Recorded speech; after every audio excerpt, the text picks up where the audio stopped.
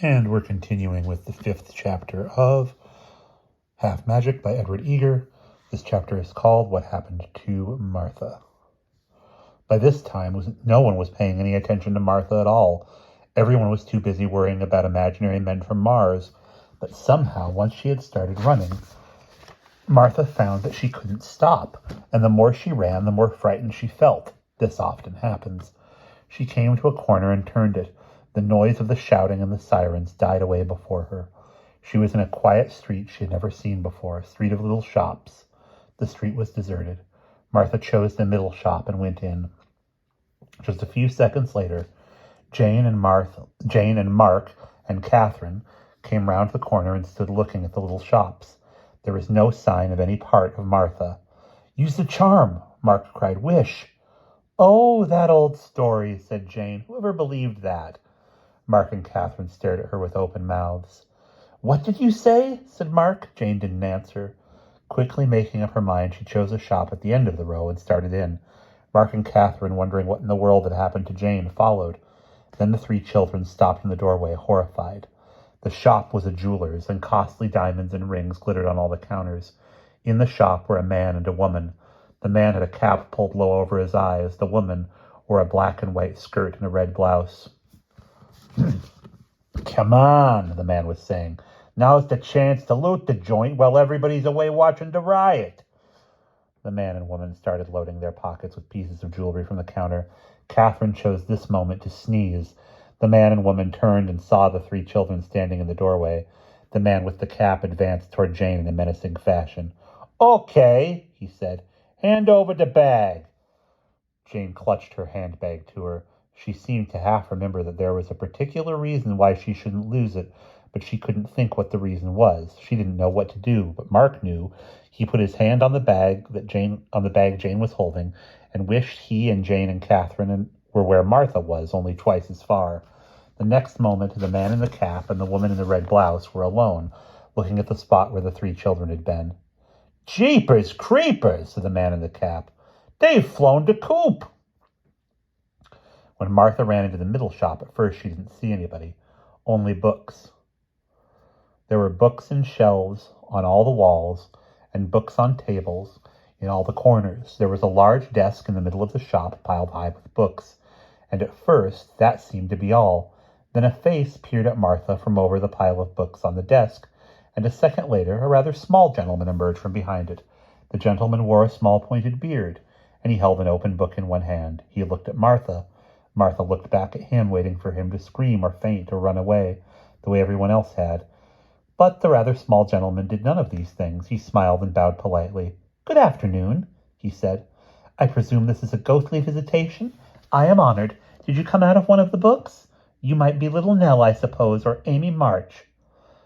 Though the clothes don't look right." "No, I'm Martha," said Martha, "and I didn't come out of a book. I came by magic charm." And although she was old enough by now to know that no grown-up will ever credit any story that has magic in it, she proceeded to tell the small gentleman all about the charm, starting from the beginning. The small gentleman seemed particularly interested in the part about the children's mother.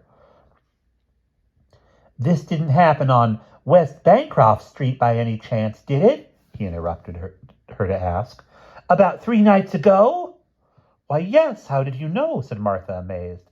"Never mind," said the small gentleman. "Do go on. Tell me more."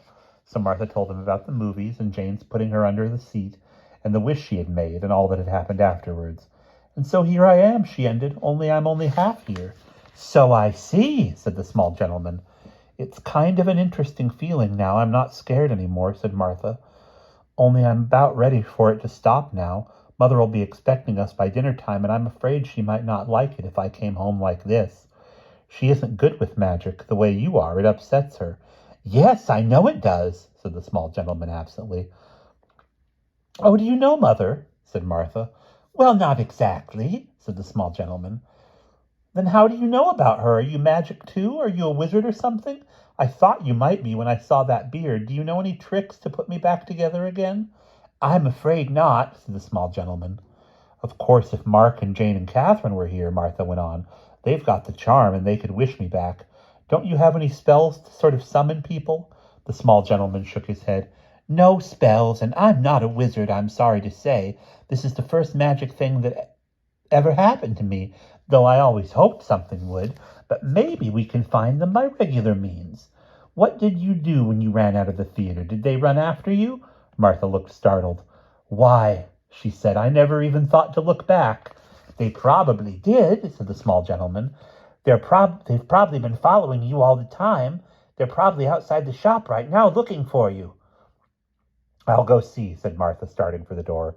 And it was at that exact moment that Mark in the jewelry store down the street made the wish that was to take him and Jane to Catherine and Catherine to Martha's side.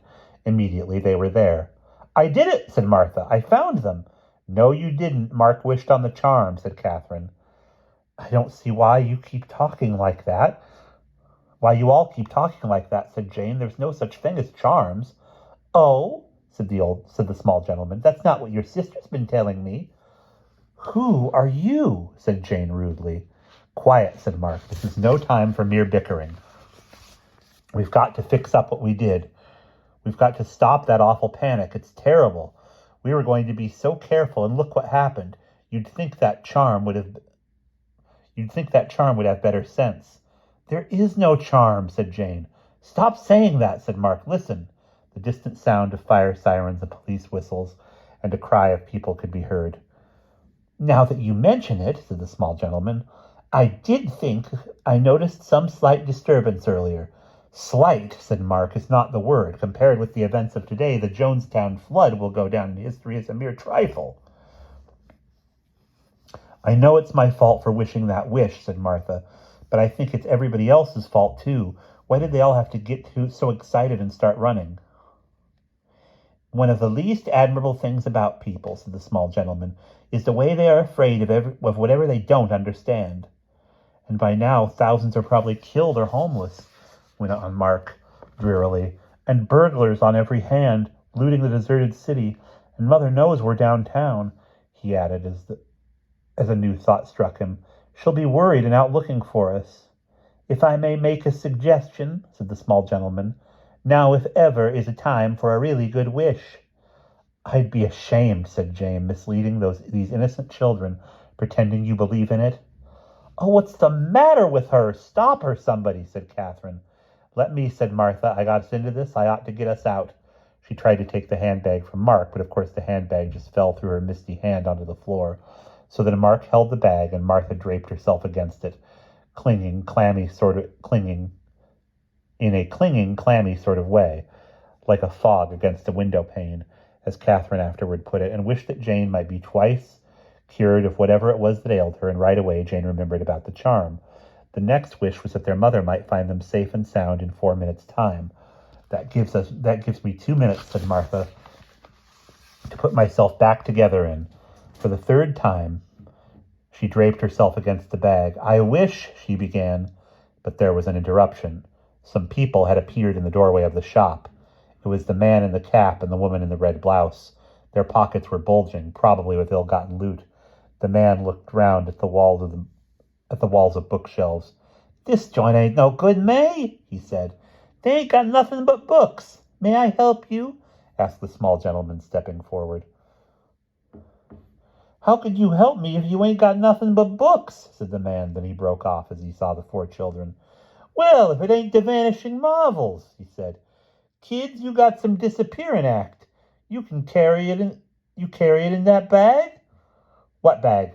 Said Mark, putting the handbag behind him. The man had seen Martha now. What's the matter with her? He said. She had stuck half disappeared? And he smiled grimly. Okay, he said. Tricks like them I can use. Hand over the bag. I won't, Mark started to say bravely. Before he could say it, the man snatched the bag from his hands and turned to run.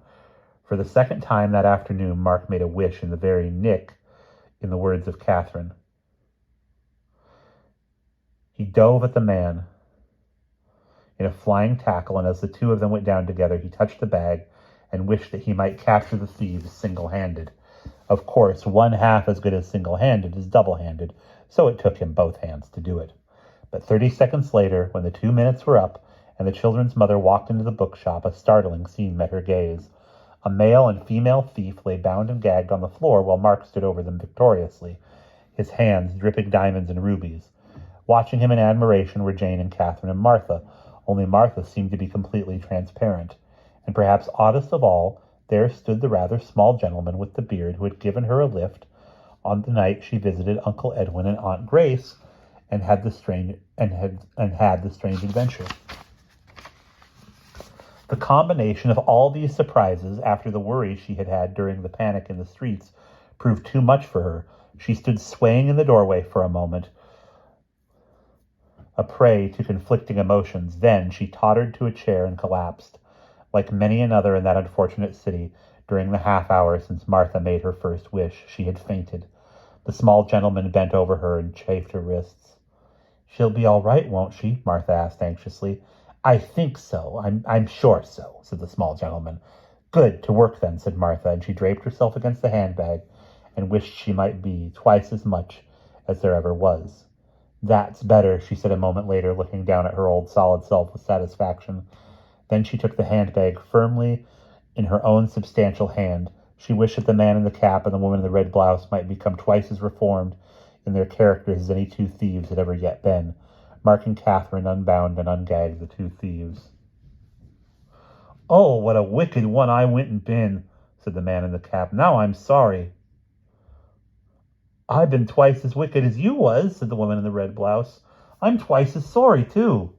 "You ain't," said the man in the cap. "You ain't capable." Tired of this, Martha wished them twice as far as where they belonged, and they went away, probably to join the Salvation Army. The next thing was to wish the stolen jewelry all back where it belonged too. This was a simple problem. Then came a harder one. "I wish," said Martha, that anybody who's been hurt or upset or anything that's been broken or gone wrong, because I wish that wish maybe twice as good as it was before, and I wish that everything that had happened because I made that wish should go right out of everybody's mind and be as though it were a dream, only twice as much so." "Except me, please," said the small gentleman. He was standing looking at their mother in rather an odd way. "I should hate not to remember every bit of this afternoon." "Except," Martha began. Then she broke off. "What's your name?" "Smith," said the small gentleman. "Except Mr. Smith," said Martha. "And us too, of course," she added. They stood listening.